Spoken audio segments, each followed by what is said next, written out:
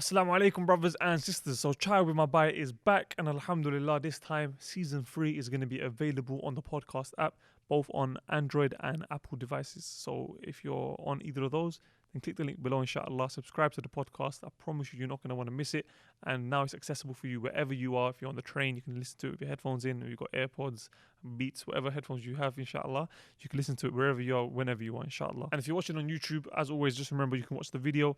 And all the previous episodes from the last 2 seasons are available on YouTube. If you go to the playlist on Nasiha Session, the YouTube channel, if you go to the playlist, it's called Chai with my Bhai. You can find all the previous episodes there. And inshallah, from now on, all the future episodes on the podcast app. Peace. Assalamu alaikum.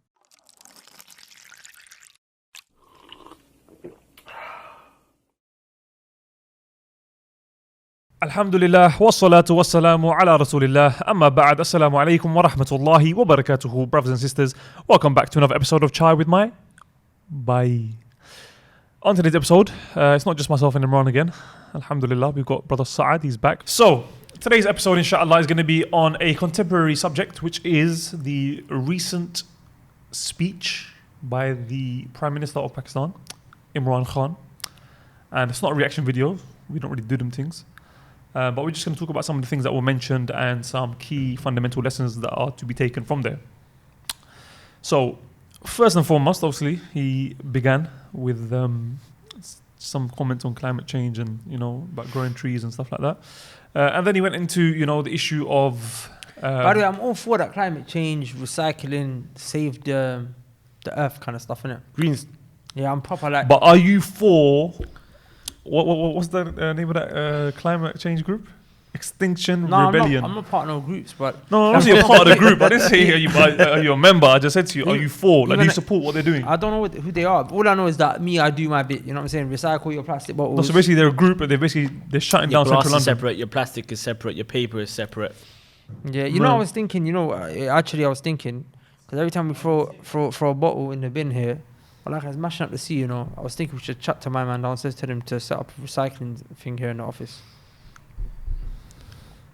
Changing the world one step at a time. Yeah, man. Have you seen them turtles in the sea, wallahi, when they get stuck Oh, I've seen the video. wallahi, It's deep, it's deep. I've seen this one, it's so peak. There's a turtle. He's got a straw, such a long straw stuck up his nose. And they're not sure what it is, and they're pulling it out, and it's just coming out, and the guy's just sneezing. And he can't even get that out himself. No, they did. Oh, himself. Obviously, no, he's got flippers in it, he ain't got hands. But apparently, instead of there's almost as much plastic in the sea as fishes. There's going to be like more plastic in the sea than fishes, something like that. That's peak. I mean, it's not surprising considering fish numbers are going down. Fish is the plural of fish, right? It's not fishes. I don't think there's anything. Yeah, the word fish is and sheep are plural of fish, sheep. Okay. No, geese and goose. No. Yeah. Okay, anyway. And then he went on to the topics of Islamophobia, right? And the one thing he mentioned, which I thought was quite good, which was the issue of, when the whole 9/11 and everything along those lines happened, right? There was a lot of, obviously, backlash against Islam and Islamophobia, so on and so forth. People started, coming out with this radical Islam, extremist Islam, so on and so forth was coming out. And he mentioned that, rather than address these issues and, provide responses about why Islam is not radical. There's no such thing as radical Islam. Rather, what happened was that the Muslims, whether that be leaders, whether that be the Ammatun Nas, the general people, they all, began to shy away from Islam in general because they didn't want to be associated with radicalism. They didn't want to be associated with extremism. So what they started to do is say that, no, we're pushing moderate, we're pushing liberal, we're pushing liberalism. So he was saying that was wrong because what they should have done is provided the answers, and given people the correct knowledge. I think that the objective of this discussion here was not really to talk about Imran Khan. I don't mind talking about it for a little bit because I'm not gonna lie. Like, I'm saying as a ruler of a Muslim country, we ask Allah Azza wa Jal to give him and all of the rulers of the Muslim countries guidance, steadfastness, and the ability to implement the Sharia of Allah Azza wa Jal. Fadl ibn Iyad rahimahullah ta'ala said, if I had one dua that I knew was going to be accepted and not rejected, it would be dua for the ruler. Why? Because in the dua for the ruler is a benefit for Everyone who's underneath him. everyone who's underneath him. Does that make sense? Yep. Because if the ruler fixes up, then everyone he's gonna facilitate a lot of khair for the people. Do you see where I'm coming from? So that's as far as my discussion with the ruler goes. Okay. and the Imran Khan thing. But I thought the reason we wanted to kind of have this discussion was because he mentioned something interesting, which was that obviously there's a real possibility Pakistan and India Going to go war. To war, yeah. Do you get me? And he mentioned that obviously if that situation comes about, then obviously he said, La ilaha illallah is what we believe. He said, we'll fight to the end. So I thought it would be important to discuss from the angle of not just Pakistan, but any other Muslim country who happens to be in a situation where they might be going to war, or they might be in a state of war or difficulty or whatever it is, how to ensure that they gain victory against the enemies of Allah Azza wa Jal. Have a bigger army, innit? Say that again? Have a bigger army, better weapons, more military training. It's not about invest big in army. military. It's not about big army because Why not? Pakistan has a very strong army. Like if you look at it, I think about a year and a half, 2 years ago, they did some competition with different armies across the world. I think special forces. Special like forces SAS and from whatnot. America. Yeah, Sorry, SAS from UK and Black Ops from America. I think it's Navy. I don't know. Navy SEALs. I don't- Black something Ops, is like that real? Black Ops are actually a real thing. Yeah, by the way. I thought it was just Black a game. operations. No, it's yeah, real. yeah. Anyway, the point is that Pakistan army that on one particular year they won. You know what I'm saying? They didn't win every year, but I'm saying to show you that they Even advanced. the intelligence ISI. Pakistan's got apparently the best in the world. Yeah. Well, it's one I of mean, the it's a bit best. subjective. It's one of the best. I'm saying they're a nuclear force, but all that means nothing. If they Yeah, don't- if they they're don't the have only Allah. Muslim country with nuclear That's what I'm saying. All that means nothing. capability. All that means nothing if they don't have Allah Azza wa Jal. Because, for example, we have the Battle of Hunayn, in which the Sahaba radiallahu anhum ajma'een were 10,000 strong. So they were very confident and they were amazed by their number. Yep. So Allah Azza wa Jal made them start to lose. And Allah said, this is because you thought that what? That you had power based on numbers. Whereas in Uhud, وَلَقَدْ نَصَرَكُمُ اللَّهُ بِبَدْرٍ وَأَنْتُمْ أَذِلَّةٌ. Allah said, we gave you victory in Badr. And it was not about the numbers. You were weak. You were very small. You had only 313 or 312 or however much it is. Yeah. It's approximately that number. And in comparison to the Quraysh, who were what? They were 1,000 strong. Allah said, Allah gave you victory. Yeah. Not just that. In the Battle of Ahzab, all of these forces, about 10,000 strong approximately, came and surrounded the Muslims in Medina. Again, Allah Azza wa Jalla gave the Muslims, He gave them a faraj in the Battle of Ahzab against the disbelievers. Again, it was nothing to do with number. Even in Battle of Badr, Allah Azza wa Jalla, when He said that when I sent down angels to fight for you, to help you, Allah said the victory didn't come from the angels. Allah said the angels are there just to give you heart confidence. وَالنَّصْرُ, rather the victory was not from anyone إِلَّا مِنْ عِنْدِ اللَّهِ. Allah said the victory came from Allah. So the point here is, and this is why I think it's important to have this discussion, because like Pakistanis, being a Pakistani myself, I know how we are. We get very excited and it becomes a very nationalistic thing, a very us versus them thing.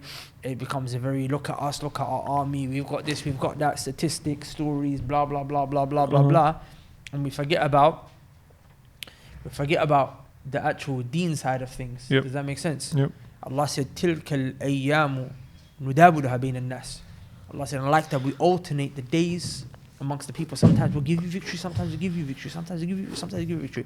So we wanted to talk today how would a Muslim nation, for example, if Pakistan was to go to war against India, how would they ensure that they actually gain victory and they carry forth,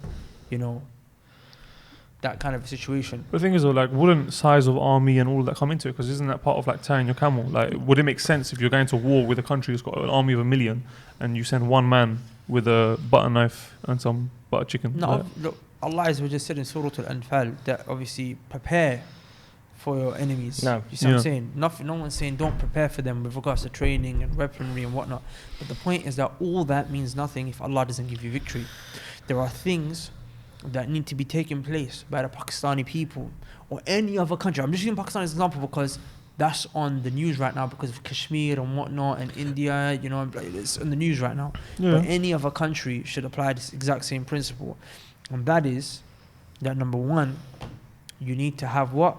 You need to have tawheed. Allah Azza wa Jal, what did he say? He said, In tansurullaha yansurkum wa yuthabbit aqdamakum. Allah said, if you give victory to Allah, Allah will give victory to you. How can humans give victory to Allah? Give victory to the deen of Allah Azza wa Jal. Okay. To support the deen of Allah Azza wa Jal. To serve Allah Azza wa Jal. Do what He wants you to do. Does that make sense? Yeah. So Allah is saying, look, victory is conditional. Did you want to add something? Let me mention that. Okay, I'm saying victory is conditional on you serving Allah Azza wa Jal first. Another hadith, the Prophet ﷺ said, "Ihfadillah yahfadk." That if you safeguard the rights that Allah has told you to safeguard, Allah will safeguard you. So again, we have a principle in our religion, which is al-jaza'u min jinsil amal, that you will be given based on what you did. And Allah, what does He want from you? He wants you to do something for Him. That's these two evidences I've mentioned highlight that Allah wants you to do something for Him in order for Him to do something for us, which is victory. Okay. Now, what does He want specifically? And I'm just going to mention 2 ayat, and I think that'll be enough, because there's many more we can talk about on this issue. Number one, Allah said, وَعَدَ اللَّهُ الَّذِينَ آمَنُوا مِنْكُمْ وَعَمِلُوا الصَّالِحَاتِ لَيَسْتَخْلِفَنَّهُمْ فِي الْأَرْضِ كَمَا استخلف الذين من قبلهم. Allah said, Allah, He makes a promise that He will give, and who's the promise to? Those who believe and those who do righteous deeds. So this is not for the kuffar, and it's not for the people who don't do righteous actions. It's not for them. It's for the ones who believe and do righteous actions. What is it? Allah said it's a promise. Allah didn't have to tell us it's a promise. You tell someone, I'm making a promise to you, if you want to give them that, you might not believe me. Allah doesn't have to do that. But Allah did it anyway, would have believed Him anyway, but He's doing it to further, give us this confidence that Allah is making a promise this is going to happen. Which is what? He said, لا يستخلفنهم في الأرض, that I will give you strength on the earth. I'll give you khilafah on the earth. I'll give you tamkeen on the earth. I'll give you victory on the earth. I'll make you strong on the earth. كما استخلف الذين من قبلهم, the way I did it to those who came before you. Look at the Sahaba, did Allah give it to them? Look at all of the other Muslim nations that Allah gave to before us. Allah said, just like I gave to them when they were weak, or when they were strong, or whatever. The point is, I gave it to them, I'll give it to you, inshallah ta'ala. Allah said, not only that, your religion, look at this, your religion that I'm pleased with for you, I will make that the religion which is established. Number 3, Allah said, I will change your state of fear to a state of safety. So Kashmir will have safety, Pakistan will have safety. Any other Muslim country who is listening to this ayah as a Muslim ummah will have safety. 3 things: victory, strength on the earth, Islam being established, not being ridiculed, not being attacked, insulted in the media. Number 3, safety and security. This is what Allah said He will do. But Allah placed a condition at the end of the ayah. He said, يَعْبُدُونَنِي, they have to worship me alone. لَا يُشْرِكُونَ بِي شَيْئًا, they cannot do any degree of shirk with me in any way, shape or form. They can't do shirk. No shirk. So does that mean if there's even one person in that country and that person's doing shirk and nobody else is, then they won't get that? That's not necessarily what I'm saying. But what I'm saying is, as a country, you see the Prophet ﷺ said in a hadith, he said, he's talking to his wife, one of his wives, I think it was Zainab or Salama, radiallahu ta'ala anhuma. He was talking about the end of times when the fitna will come and it will take everyone. And his wife said, would it even take the righteous? Wasn't Aisha radiallahu anha? It was one of his wives. Hadith Sahih Muslim, if I'm not mistaken. The Prophet said that the fitna will come and take everyone. Everyone will get it. Everyone will be destroyed. Everyone will feel it. And his wife said, would that be to even the righteous? And the Prophet said, if the filth is more than the good. So the question we have to ask ourselves, brothers and sisters in Pakistan, or any other Muslim countries paying attention, what's up with the shirk? We have to talk about shirk. So what about, for example, the story, the qissa that happened with Musa alayhi salam? That's true as well, yeah, that's true as well. That's also not necessarily, but it could be. Yeah. Do you want to mention it? Yeah, the story of when Musa alayhi salam was with the Banu Israel and the rain had been withheld for a long time. Was there mention of how long? 40 days, if I'm not mistaken. For 40 days, right? And then Banu Israel said to Musa alayhi salam, said, ask your Rabb to send the rain down for us. So then Musa alayhi salam, he asked Allah, he said, Allah, send down the rain. Allah said that I'm not going to send it down. I've withheld it from you because there is one person amongst you that has disobeyed me. And he said, Allah subhanahu wa ta'ala told Musa alayhi salam to go back to people, tell them not until this person repents, I won't send back the rain. So Musa alayhi salam, he went back and he told them, and then I think whoever it was, you know who you are, leave. Mhm. But no one left. Yeah. And then later, then Allah subhanahu wa ta'ala started to send down the rain. And then Musa alayhi salam, he asked Allah, and Allah said, because the person, he repented, right? And Musa alayhi salam asked Allah, tell me who it was. And Allah said, look, I didn't expose him whilst he was sinning. I'm not going to expose him after he's repented. But the point, moral of the story, is that you could be an entire nation, right, where everyone's upon good and righteousness, but because of one individual, it can cause for problems to occur within that land. It's true. So Yeah. it is enough to destroy Pakistan as a country is one person committing shirk. Yeah. Does that make sense? No, but Pakistan, generally speaking, I don't think like shirk is something that's. Can I just add something else to the ayat that you mentioned? Because you said there was 2 ayat, but there's another ayat which I think is very powerful to this issue as well, right? I don't know which surah is mentioned, but Allah subhanahu wa ta'ala said, لو أن أهل القرى. Allah subhanahu wa ta'ala said, if the people of the village, okay, آمنوا واتقوا, if they believed and they had taqwa. And obviously, to believe, meaning here that the person has to come with knowledge about Allah subhanahu wa ta'ala and have the correct belief in Allah subhanahu wa ta'ala. So he has to have the correct tawheed in Allah subhanahu wa ta'ala, the correct aqidah. واتقوا, and they have taqwa, okay? And taqwa meaning that they basically place a shield between them and the anger of Allah subhanahu wa ta'ala. So they stay away from the muharramat and they do that which Allah subhanahu wa ta'ala has made obligatory upon them. So Allah subhanahu wa ta'ala says, لو أن أهل القرى آمنوا واتقوا لفتحنا عليهم بركات من السماء. Allah subhanahu wa ta'ala said that He will open up for them barakat, right? Blessings from the sky wal ard. So not only will a person or a land get safety and security and firmness on this earth if they abstain from shirk and they come with tawheed, but on top of that, Allah subhanahu wa ta'ala will give them more barakah in their land, more barakah, and if that's what this country needs or any country needs, then you have to come with the correct tawheed and belief in Allah subhanahu wa ta'ala and not commit shirk with Him. So you guys keep mentioning this shirk, right? So what do you mean by shirk? Like, what does shirk even mean? Or like, what are some examples of shirk? And then we can see, like, is that something that we see to be prevalent in Pakistan, or is it something, or in any country? The or? Prophet sallallahu alaihi wasallam was the one Sallallahu alaihi wasallam. he gave us the definition of shirk. It was that that you make with Allah Azza wa Jal a nid. Nid means someone equal. You make something equal to Allah, and He is the one who created you. Now, someone will say, I never made anyone equal to Allah. Yeah. So it's not necessarily talking about making someone equal to Allah in terms of the fact that Allah is the creator and you say someone else is creator. Or Allah is the most powerful and you say, oh, someone else is the most powerful. Allah Azza wa Jal told us that shirk also is, and this is really the essence of where shirk comes, is in the issue of ibadah. That ibadah is only for Allah, right? So you don't make anyone equal to Allah when it comes to ibadah. Okay. Da'watu ghayrihi ma'a. That's the definition of shirk. Is that you worship anyone besides Allah. Yeah, but if you ask any Muslim on the face of this earth, do you worship anyone other than Allah? They'll tell you straight up, no, we don't. Of course we don't. Why would we worship anyone other than Allah? Okay, so that's why. It's because they don't believe that making dua to a grave is worship. They don't understand what is ibadah. They don't understand what ibadah is, and that's why we will now give them the evidence. How is making dua to a grave so it's just asking someone for help, right? If I ask you for help, is that shirk? No, I'm not doing shirk. Imran, can you pass me the bottle? So, is that shirk? No. So Allah Azza wa Jal, look what He said. Firstly, okay, so you're on the topic of dua. Let's dissect it, yeah? Yeah. The Prophet sallallahu alaihi wasallam said, "Ad-du'a huwa al-ibadah." The dua is ibadah. So dua is an act of worship. Does that make sense? Number one, let's understand that. Okay. Good. Now that we know dua is an act of worship, and dua is, you're saying dua means to call, right? Yeah, just calling or asking for help. So people will say, oh, so is it shirk if I ask my mom, if I call my mom for help or whatever have you?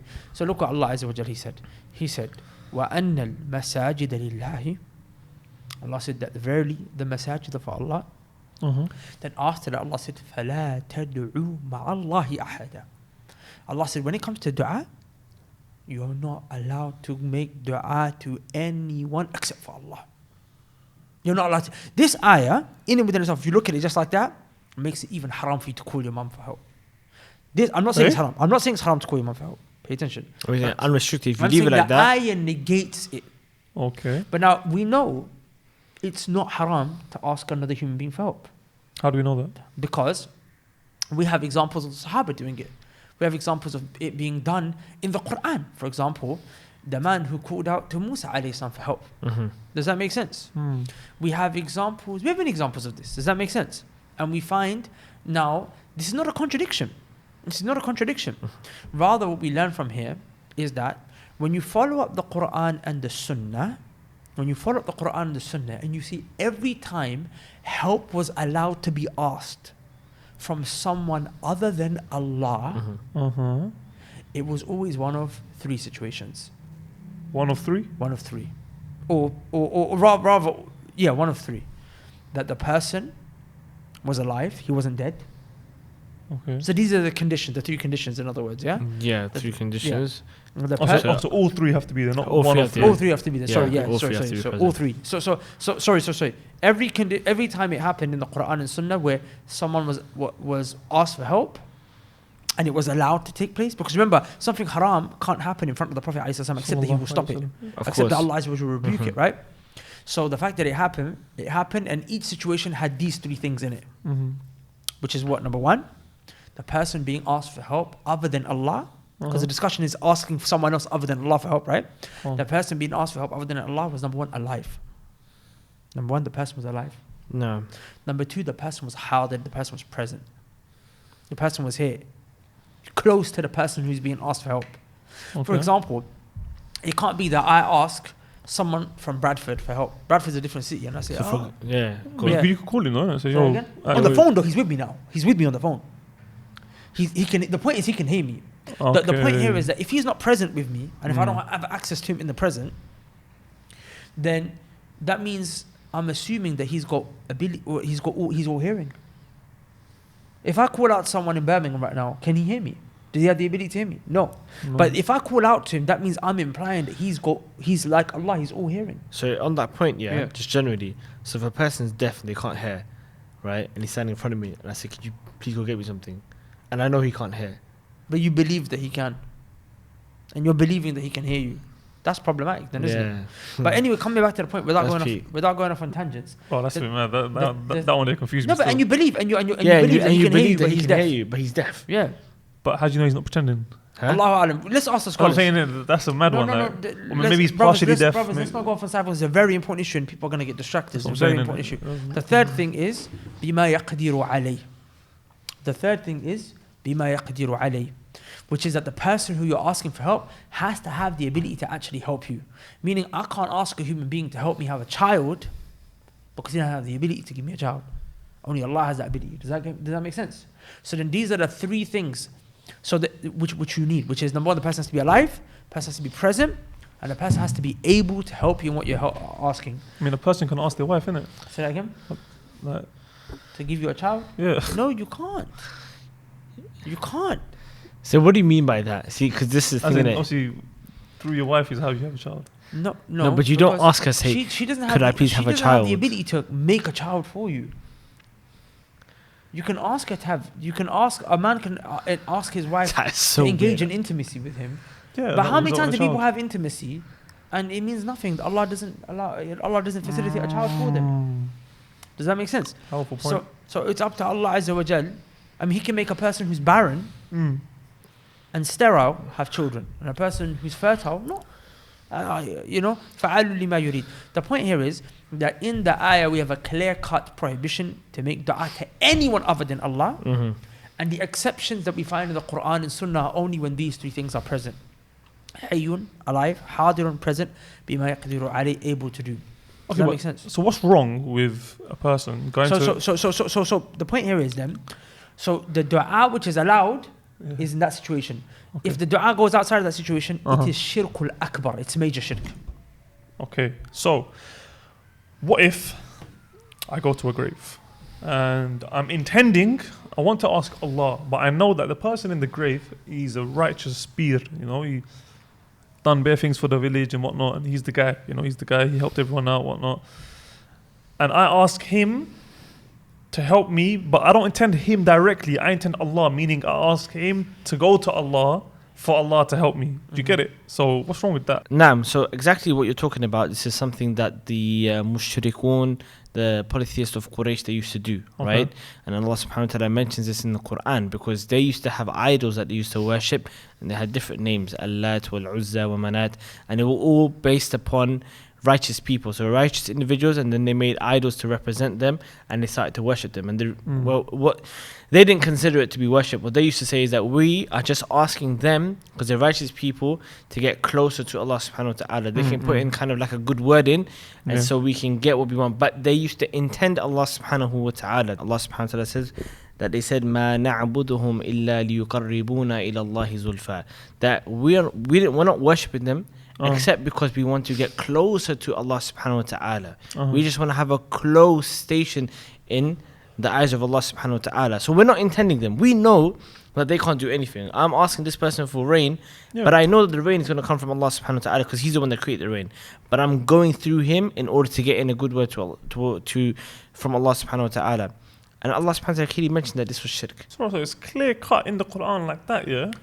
So how come it's so like widespread? Like that doesn't make sense. If it was that clear cut, surely it wouldn't be like. Recently, I know someone who went to Turkey, and they said that they went to, there's a masjid there, and there's a Sahabi who's buried there, Abu Ayyub al-Ansari, and he said that people were there making dua, and there was a water like tap there, they were wiping themselves with it, and this and that, whatnot. Why? I don't know. They just maybe thought it was holy water or something. I don't know. Maybe thought it was Zamzam or something. I don't know. But the point is that they were trying to, like, you could tell people were there crying and make, the ayn sujood, this and that, whatnot, towards his grave. And like, surely they wouldn't be doing that if it was something that was black and white, clear cut, shirk, wrong, haram in the Quran, no? It's as clear as daylight. I mean, I don't know what more do people want, but Allah says La ilaha illallah. Like La ilaha illallah means that there is no deity worthy to be worshipped. Ilah means one who's worshipped except for Allah. So straight away now, all you need to know is any act of worship, I cannot do it for anyone other than Allah. So then there's a checklist. Okay, salah is worship, zakat is worship, fasting is worship, namaz, which is salah, is worship, sadaqah is worship, dua is worship. As long as it's worship, it cannot be done for anyone other than Allah.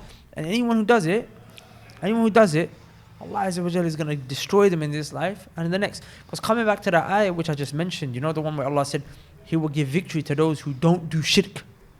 The opposite meaning within the ayah is true, that Allah will not give victory. Allah will not give victory to the ones who do shirk. And Allah will not remove fear from the ones who do shirk. Allah will leave them in a state of fear. Allah will leave them in a state of loss. That's when I mentioned the ayah at the beginning, in tansurullaha yansurkum. If you give victory to Allah, Allah will give victory to you. Giving victory to Allah, basics is to do what? Is to do tawheed, to worship Allah alone, not to come with any shirk. So then if you don't do what Allah wants you to do, Allah will not give you victory. When I said to you the hadith, ihfadillah yahfadk, if you safeguard Allah, His rights, then Allah will safeguard you. The basic right of Allah that He has is what? That He's worshipped alone. That He's worshipped alone. The hadith Mu'adh ibn Jabal radiallahu anhu, the Prophet said, he said, do you know the thing that is the right of Allah upon His slaves? And he said, Qutullah wa Rasuluhu alam. He said, Allah and His Messenger know best. And then the Prophet said that the right Allah has over His slaves is that you worship Him alone and you don't do any shirk with Him. You don't do any shirk. This is a basic right of Allah Azza wa Jal. So if you don't do that, then the next part of the hadith, which is Yahfadk, Allah is taking care of you. If you don't take care of Allah, if you don't take care of what Allah wanted you to take care of, Allah will not take care of you. Allah will then not take care of Pakistan. Allah will not take care of the army. Allah will not take care of any other Muslim country, whatever situation there is, even if they're up against, polytheists like Indians or whatever else it might be. Anywhere in the world you go. Now look, sad reality is that we cry about Palestine. Like in Masjid al-Aqsa, every single year, the Burda is read, which is a poetry celebrating the Prophet ﷺ. They read it on his birthday. In there is shirk. They're saying that the Prophet ﷺ, his knowledge is the knowledge of the Lawh.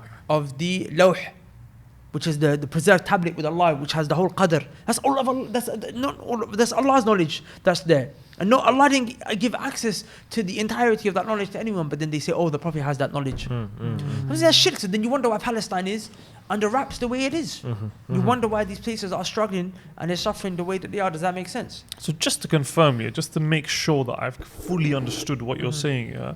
So you're saying, let's say things start popping off between India and Pakistan. Yeah, if the Pakistanis go to Data Darbar or any other Darbar or shrine or graveyard or tomb, and they go and they stand there and they ask the person in the grave, please help us, O righteous spear, please, help us gain victory against India, please. You're telling me that that's actually going to produce a negative result and decrease the chances of victory coming. Yeah, because Allah subhanahu wa ta'ala Mad. made the Sahaba lose for something which was less than shirk. They just disobeyed the Prophet sallallahu alaihi wasallam once, and Allah made them lose in the Battle of Uhud. And when they were shocked, saying, how could we lose? Because Pakistanis would be like, how can we lose? We're Muslim. Sahaba were like, how can we lose? We had the Prophet ﷺ with us. Allah said, قُلْ هُوَ مِنْ عِنْدِ أَنفُسِكُمْ. You lost because of yourself. You done something wrong. The Battle of Hunayn, Allah made the Sahaba start to lose because they thought they had big number, right? That was not shirk. And look, Allah Azza wa Jal already took Spain away from the Muslims because of their transgressions and their sins. We lost Spain to the Christians because of the transgression. And what will be a very sad reality is if the Muslims were to lose Pakistan. Look, Imam Qurtubi, who was in Spain at the time that it was removed, and within a very short amount of time they all had to be evacuated when the Christians came in, and he was from those that was kicked out of the country. He wrote about it in his explanation of Sahih Muslim. He said that the reason why this is a man who lost Spain. He was in Spain at the time. Yeah. He said the reason why we lost Spain and that we were removed, and the reason why we lost was why? He said it happened because of our sins. He said the people were doing riba out in the open, alcohol. Even the 1st of April Fool's Day. Yeah. It's said that the reason they call it April Fool's Day is because that was the day in which the Christian Spanish army fooled the Muslims by getting them drunk and sending women to them, and then they took over them. There's not actual clear-cut historical accuracy with regards to that, but it's one of the actual valid opinions that's out there that Christian scholarship themselves they mentioned. Do you get me? So the point is that doing shirk, wallahi, you're taking away. I'm saying to disobey Allah is bad enough, but to do shirk was the reason why Allah destroyed Quraysh, their armies. Shirk was the reason why Allah Azza wa Jal, He gave the Sahaba victory against Rome, against Persia, because they were doing shirk and they were doing tawheed. If you abandon the tawheed, subhanallah al-azim. I'm saying this from the angle of I want the Muslims to have victory everywhere. Of course. Pakistan, Syria, Palestine, Yemen.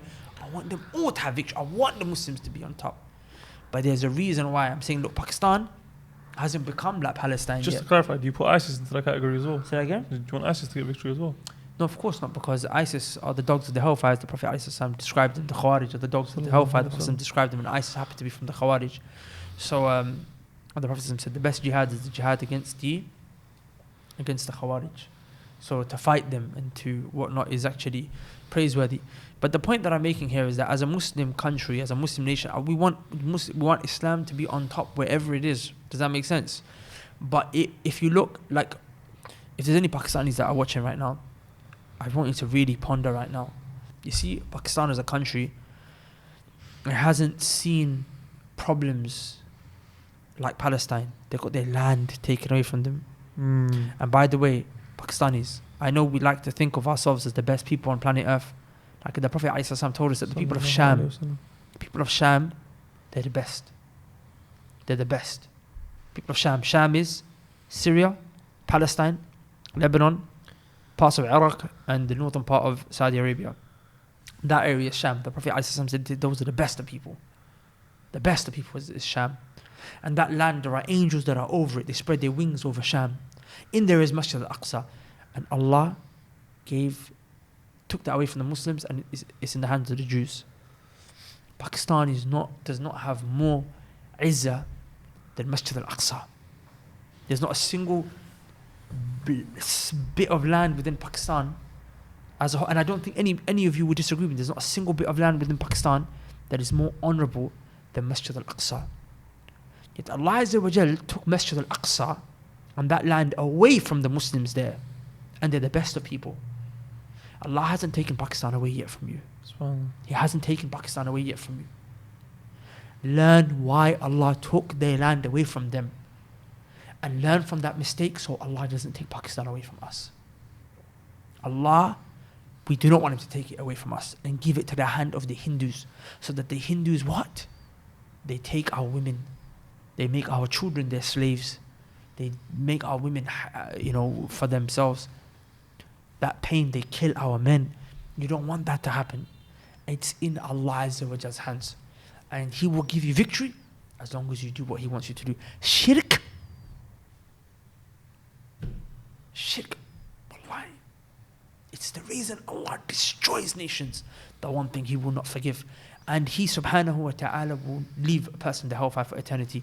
And by the way, ta'weez, जो तवीज़ पहनते हो, shirk. गाड़ी के ऊपर जो काली रस्सी रखते हो, sorry, I had to mention it in the Urdu there so they understand. Pakistan is everywhere. When I go there, every car you see, it has a black string that's hung to the back of it. Ta'weez. This is what the Prophet ﷺ, there's a hadith, the Prophet ﷺ spoke, wataran. Man taqallata wataran. You know, the Prophet ﷺ said they used to tie it around their camels, a string, which they used to believe was for good luck and whatnot and protection. This is exactly the string that they put to the back of their cars.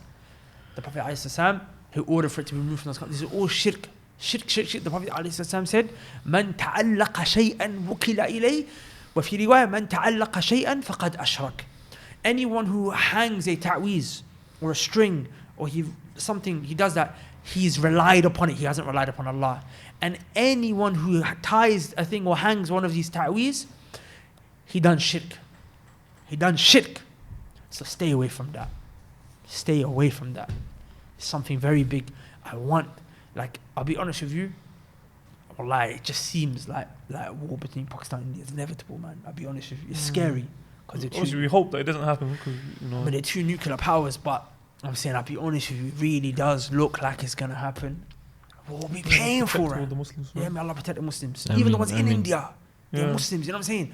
But I'm saying, Allah gives victory to those who worship Him alone. That's what it comes down to. Tawheed, no shirk. And there's other issues. We haven't even talked about Bollywood and them trying to be like the kuffar and everything. And so Does Pakistan have their own version? Does Pakistan have their own version of Bollywood? Lollywood. Oh, they call it Lollywood. I didn't mention the other ayah, if I can mention it now. I said there was two ayahs, but I only mentioned one. The other one, Allah said that الَّذِينَ إِن مَكَّنَّاهُمْ فِي الْأَرْضِ. Pay attention. Allah said, verily the people who Allah will give them victory, strength on the earth, is the ones who أَقَامُوا الصَّلَاةِ وَآتَوُوا الزَّكَاةِ وَأَمَرُوا بِالْمَعْرُوفِ وَنَهَى عَنِ الْمُنكَرِ. Allah Azza wa Jal said that the ones Allah will give victory to the earth, He described them. He said they're the ones who establish the prayer, they give the zakat, they enjoin good. They say worship Allah alone. They worship Allah alone. And they forbid evil. They say don't do shirk, don't do bid'ah. But sadly in Pakistan you see it changed. People, they enjoin evils. They enjoin evil, but they forbid good. For example, you say he wants to grow a beard. Say, kya Maulvi ban gaya? Look him, he's trying to be a Maulvi. They tell you, shave the beard. But then they're the same ones who go to the Maulvi and ask him for help when he's dead in his grave. There you go. Doesn't make sense. The point is that I'm saying you're telling him, you're forbidding him good and you're telling him to do evil. He doesn't want to celebrate the Prophet ﷺ's birthday because it's a bid'ah. You enjoin the good.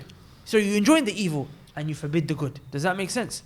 For example, now people are coming out there and saying, and my young brothers and sisters, in Pakistan, this new upper class mummy daddy movement that they have. They call it mummy. You know about the mummy daddy movement?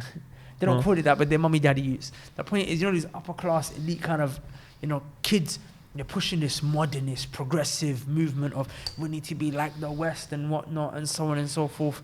The West, we're from the West and we're dying to get out. We're dying. We're running away and you're trying to run to it. Wallah, it's shocking. Their women here on these streets are not respected. Their women are not respected. Their men are not respected.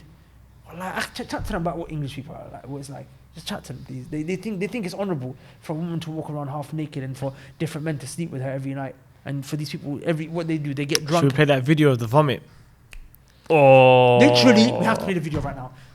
Watch this video. Both of them. Yeah, No, yeah. both of them. The escalator one and the escalator vomit one. Play the vomit one first. This is the Western world.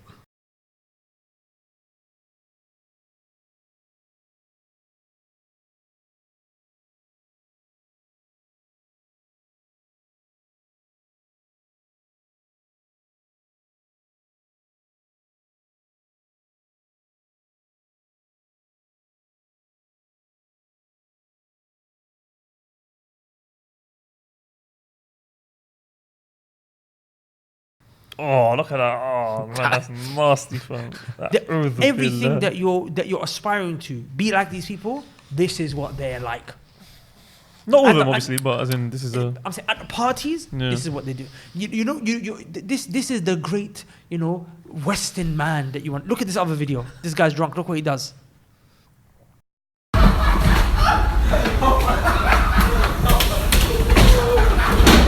I'm not gonna lie, that was funny. Not funny. I think he got hurt quite badly, but like one. The great Western world.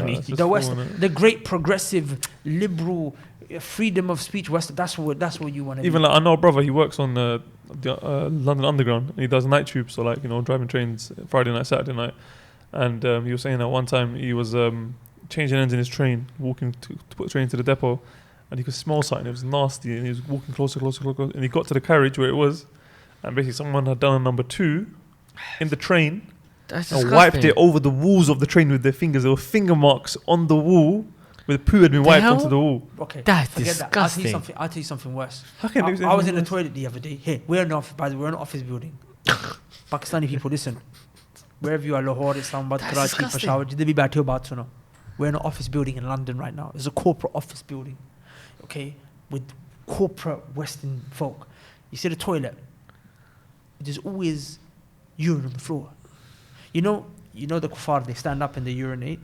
They do the bashab standing up, and they don't sit down. Yeah, so they have a thing where they stand. They're not even doing it inside of the urinal. Zameen pay in the toilet on the ground. They're urinating. When I was in the toilet the other day, one of the brothers was there. He was like, "Bro, don't go into that toilet because someone's urinated on the floor." I was like, "Oh, this is mad." He said, "Yeah, bro. The other day, he said a couple of weeks ago, one of these kuffar, they actually done a number 2. They done toilet. They done a poo in the urinal." Why did you say toilet? So the Pakis understand. As if they would understand toilet. No, but I'm saying he dropped a number 2 in the urinal. The thing where you stand in the urinal. He dropped it. What? Yeah. I didn't even hear that the first time. Yeah. Literally, every time I go to the toilet, I was like, just flush. Listen, you're super stressed out. I'm not gonna lie, bro. It's annoying, bro. I don't know. I'm saying you lot want to be. Don't look at what the Bollywood is. Can I just because sorry, the Hollywood. We might cut this out, innit? Yeah.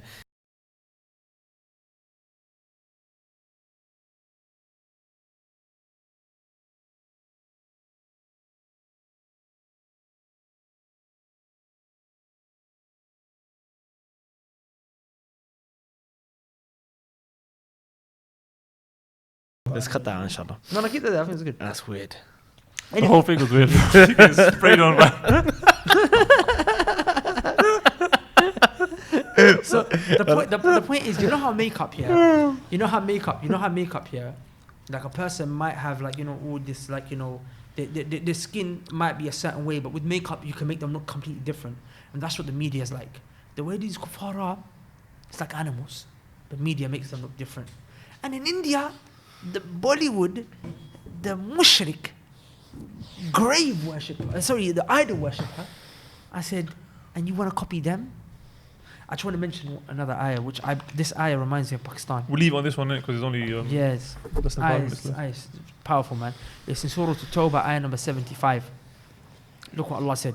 Allah said, وَمِنْهُمْ مَنْ عَاهَدَ اللَّهَ لَإِنْ آتَانَا مِنْ فَضْلِهِ لَنَصَّدَّقَنَّ وَلَنَكُونَنَّ مِنَ الصَّالِحِينَ. Allah said, and from them were those who they made a promise to Allah. They said, Allah, if you give us from your virtue, if you give us, they made a promise, they made a covenant with Allah. If you give us from your virtue, we will give sadaqah. Allah give us wealth, we'll spend in your cause. And what? وَلَنَكُونَنَّ مِنَ الصَّالِحِينَ, will be righteous. Wallahi, this was like the Pakistanis, man. They asked Allah, they said, Allah, give us Pakistan. Allah, they made dua.